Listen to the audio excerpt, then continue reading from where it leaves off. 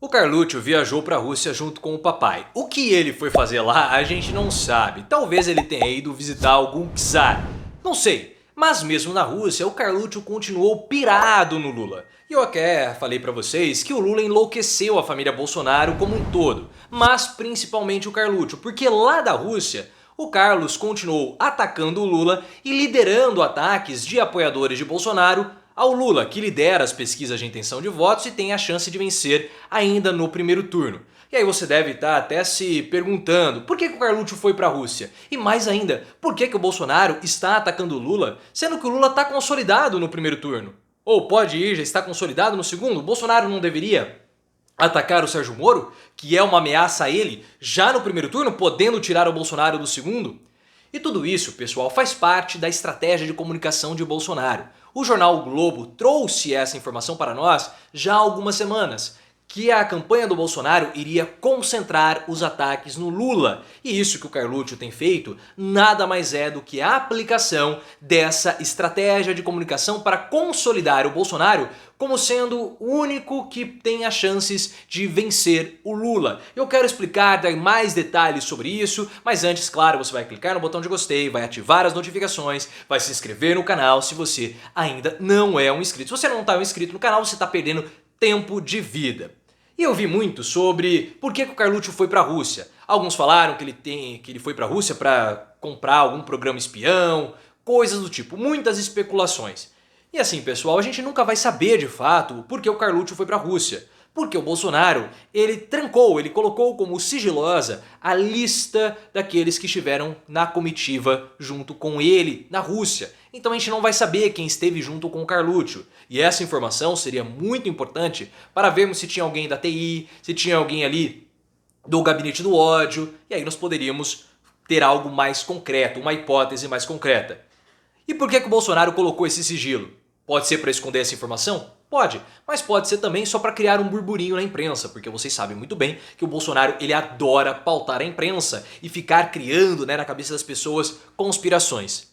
O mais provável seja que o Carluccio tenha ido lá assessorar o Bolsonaro, viajar mesmo na faixa, tá, pessoal? Enfim, nós nunca saberemos sobre isso. Agora, com relação aos ataques, e esses ataques fazem parte da estratégia do Bolsonaro. E olhem só essa reportagem da revista Veja comentando isso. Carlos Bolsonaro está na Rússia, mas não esquece Lula. 02 lidera a corrente de bolsonaristas nas redes sociais que vem aumentando o volume de críticas e ataques ao petista. Vem aumentando o volume de críticas e ataques ao petistas.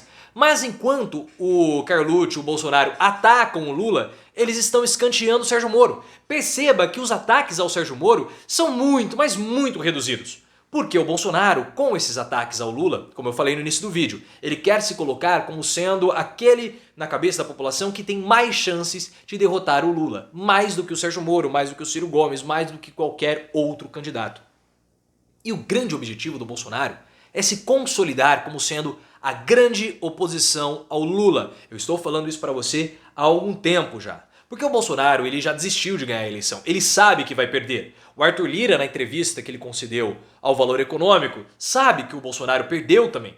Tanto que ele sinalizou o abandono tanto dele, Lira, quanto do Congresso ao Bolsonaro. O Bolsonaro está o Deus dará agora no Congresso. Claro que o Lira vai fazer ainda aquele jogo, mas o Lira que está pautando tudo o que ele quer. Tanto é que a reforma tributária que o Bolsonaro queria votar antes da eleição só vai ser votada depois da eleição, ou seja, depois que o presidente for eleito. E aí que está toda a situação de Bolsonaro no Congresso. Mas o Bolsonaro, sabendo que ele já perdeu, ele está com o objetivo de ir ao segundo turno.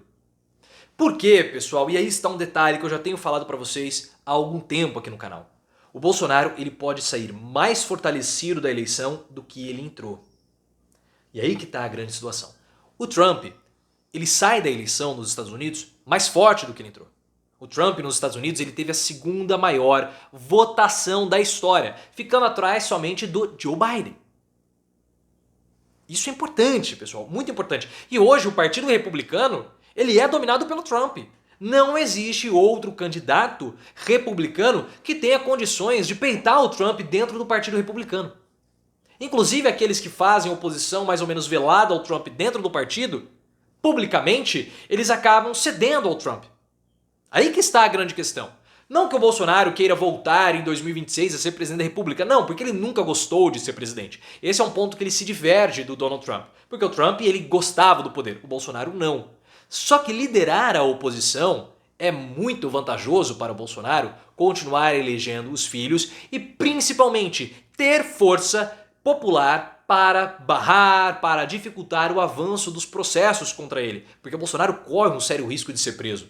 E o presidente hoje tem 25% das intenções de votos e mais ainda, segundo a Datafolha, 25% da população brasileira tem uma mentalidade que é muito parecida com a do Bolsonaro. E esses ataques, então, eles querem consolidar Bolsonaro como sendo o grande opositor ao Lula. Porque a oposição hoje, ela está mais ou menos patinando. O Ciro Gomes ele vai fazer a oposição de esquerda ao Lula? Quem que vai ser a oposição ao Lula depois que as eleições acabarem? O Sérgio Moro, ele vai continuar na política? O João Dória, com 2%, menos que o André Janones? O Ciro Gomes com 4%? Olhem só que situação. Então Bolsonaro, no pós-eleição, ele pode sair bem fortalecido e ser a oposição ao Lula, pelo menos aí nos primeiros meses de governo.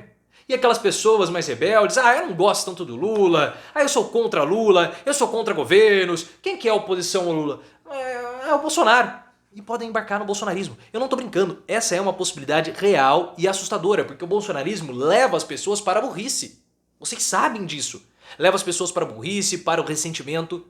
E eu não estou falando que o Bolsonaro vai sair fortalecido por conta de voto envergonhado. O que é voto envergonhado? São aquelas pessoas que nas pesquisas de intenção de votos não declaram o voto verdadeiro, porque elas têm algum tipo de vergonha de falar que vai votar no Bolsonaro. Não, isso aí pode pegar mal na pesquisa. Então fala que vota em outro candidato para não dizer que vota no Bolsonaro e não pegar mal diante ali do entrevistador. Mas não é isso que nós estamos vendo. Na verdade, se tiver voto envergonhado ao Bolsonaro, é uma quantidade muito, mas muito pequena. Porque os outros índices de rejeição a Bolsonaro, de aprovação do governo e de outras pautas como economia mostram uma rejeição forte ao Bolsonaro mesmo. Então voto envergonhado, muito difícil de ser grande, como foi em 2018 e até como foi nas eleições com o Trump. Mas o que eu digo é essa liderança de Bolsonaro nas eleições como oposição. E olhem só, na Rússia, acompanhando a visita do pai ao presidente Putin, o vereador carioca não tira a falta daquilo que mais gosta de fazer, mobilizar a base bolsonarista para atacar o adversário nas redes sociais. A última do 02 foi o compartilhamento de uma foto de Lula ao lado de Fernando Henrique Cardoso. Foi a senha para os seus apoiadores atacarem a aproximação de Lula ao centro. Só ignoram a aliança do Bolsonaro com os partidos centrão, mas isso aqui não importa. O aumento da frequência dos ataques a Lula, que lidera com folga as pesquisas em outubro, também é verificado em outros perfis da base de sustentação de Bolsonaro. Nos últimos dias, a deputada Carla Zambelli alertou os seguidores para supostas intenções do PT. No núcleo familiar, o deputado Carlos Eduardo Bolsonaro e o Flávio também atacaram Lula. A deputada Bia Kicis também não esquece o petista. Há 3 dias publicou o trecho de uma entrevista em que Lula, para sustentar seu argumento de que o petista pode colocar em risco a soberania nacional. Então perceba, há uma orquestração e o gabinete do ódio e as milícias bolsonaristas, elas são usadas para fortalecer essa estratégia da comunicação do Bolsonaro. Espero que vocês tenham entendido isso, espero que essa estratégia tenha ficado clara. Agora eu estou demonstrando aquilo que eu trouxe para vocês já há algumas semanas, a reportagem do Globo, e vamos ficar atentos. O meu objetivo com esse vídeo é que você possa entender, ele está fazendo isso, mas é por conta daquilo lá, para que vocês possam entender melhor as intenções e as estratégias eleitorais de cada candidato. Se você gostou, clique no botão de gostei, ative as notificações, me siga no Instagram, canal Profiléu, e também no Twitter, @ProfiléuOficial.